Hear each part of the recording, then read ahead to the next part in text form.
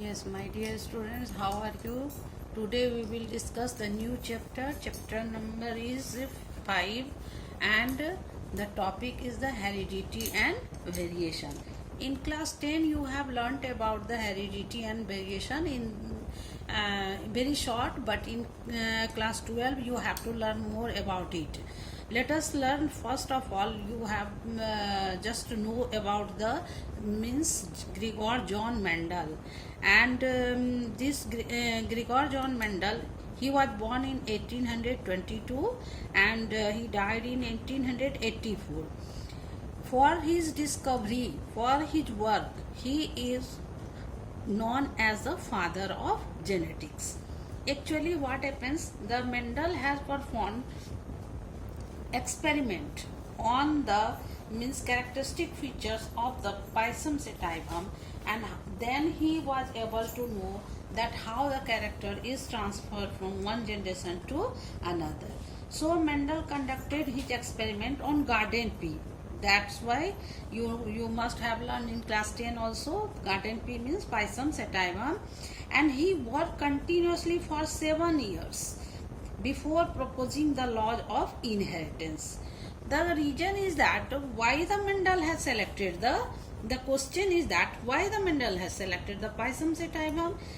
There are we can say especially there are two reasons.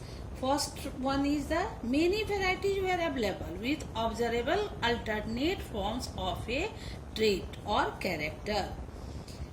Means when we will see the variety of the plants, just you can see here we can observe that there are the different observable character which we can see. In case of later on we will discuss what is the trait or character. And number 2 was the reason that peas are generally self-pollinated. Self-fertilization takes place easily into it. So as well as it enables them to do the cross pollination. Means if suppose the plants generally they are self fertilized and can be easily cross pollinated when self pollination is prevented. That's why he selected varieties that differed with respect to 7 traits with easily distinguishable contrasting forms. That is, he selected 14 true breeding varieties as shown in the figure. Just you can see the figure how many traits are there. So there are the 7 pairs of contrasting character. So that's why we can say there are the 14 pair of the contrasting character. Let us discuss one by one. First of all, he had selected the seed shape. It means if the we can say that there are 2 forms of the allele. One is dominant allele, another is known as the recessive alleles. You have learnt all these things in class 10 also, and the means in detail I have written in the notes, you can see it. So what will be the dominant trait? So first we have taken here the example of the seed shape. That is, if the seed is round, its contrast recessive trait will be wrinkled. Similarly, when we will see the seed coat of that seed, so it means seed color. If dominant trait it shows yellow, the recessive trait it will be the green. Just you can see the flower color. Means the flower color, although the dominant one is the violet, whereas the recessive one is the white. The pod shape, all of you have seen the pea, so you will see that when the seed is covered with the means it is full of the seed, there is no any gap, so it is dominant trait and it is known as the full. And if suppose there is the less formation of the means protein in it, it will be constricted. There is then you can see the pod color. What will be the color? Easily you can see in the market there are 2 color of the pea which is available. Pod color means if it is the dominant one it is green and its recessive one is known as the yellow. And let us see what is the flower position. Means when the flower arises, so what will be its position? In the dominant form we see that it comes out from their axis, so it is known as the axial position of the flower development. And when the flowers are present on the apex, means the terminal portion of the shoot, so it is known as the terminal position. And the best example, which is known as the stem height. When you will see, you can also see when we are growing any crops in our field, we can easily see that which plant shows the great height, that it means stem height, and the dwarf one, that is the just contrast. Recessive one will be the dwarf and the stem height will be tall, and its variation, if suppose there is a recessive character, it is the dwarf. So we can say the Mendel had selected the 7 pairs of contrasting characters, and each and one pair of the contrasting character, when he studied, he found the same result, and on the basis of it he postulated his law of inheritance. Let us see what is it. Yes, my dear students, just we have to see how the Mendel has selected the, means suppose here you can see that this is the flower and its color is the violet. So it, how they make the, means cross self pollination as well as the cross pollination, and what is the results and what was his approach. Let us discuss one by one. Mendel's methodology during the investigation of the inheritance pattern included mathematical logic and statistical analysis of the data. When he observed the result, it was represented in the form of mathematics, means just you can learn, just you can see the example of that Mendel's monohybrid ratio is 3:1, then dihybrid ratio is 9:3:3:3:1. So it means his experiment had a large sampling size that gave credibility to the data he collected. The confirmation of the inference from his experiments on successive generations of his test plants proved that his results pointed to the general rules of inheritance.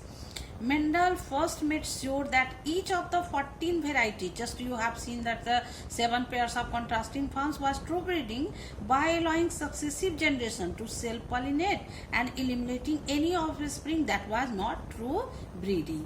So he studies the inheritance of each of the 7 characters individually by conducting monohybrid crosses, and then in combination by conducting dihybrid. Even the trihybrid ratio crosses has been studied by him. He hybridized cross-pollinated plants with alternate forms of a trait. Just you can see that this is the alternate forms of a trait and are used the seeds to generate. This is, it is the known as the first filial generation or the first F1 hybrid, we can say. He allowed each F1, suppose those plants which he got, these plants were means allowed to self-pollinate to produce the next generation's plants, which is known as the F2 generation. He subsequently also he has crossed the to get the plant into the F3 generation, F4 generations by the self pollination. He conducted test cross also to find out what is the correct results. So after this means experiment, actually Mendel what they observed, he observed the F1 hybrid always showed one of the parental forms of the trait. Means when the Mendel has selected either the 7 pairs of the character, it may be the tall or it is the dwarf, it is the flower color or it is the seed color or it is the pod shape, means whatever the 7 pairs of contrasting character was observed by him, he found that F1 hybrid always showed one of the parental forms of the trait. Both the parental forms of the trait means appear without any change in the F2 generation. We will discuss just now according to the law of the inheritance. Means first, before going to the in detail, you have to see here that both the parental forms of the trait means 7 pairs of contrasting character. Suppose we are choosing the 1 pair of contrasting character, so it means in F1 there is the parental forms of the trait, it appear, but those trait which we could not see, it means it is reappeared into the F2 generation. The 2 contrasting forms of a trait did not show any blending either in the F1 generation or in the F2 generation. The form of the trait that appear in the F1 hybrid is called dominant form and is appeared in the F2 generation about 3 times in frequency as its recessive forms. So on the basis of his observation, Mendel has formed the inferences. What is the Mendel's inference? Let us see. Mendel made the following inferences from his observation. First one, the characters are controlled by some factors that are stably passed down without any change from the parents to the offspring through the gamete.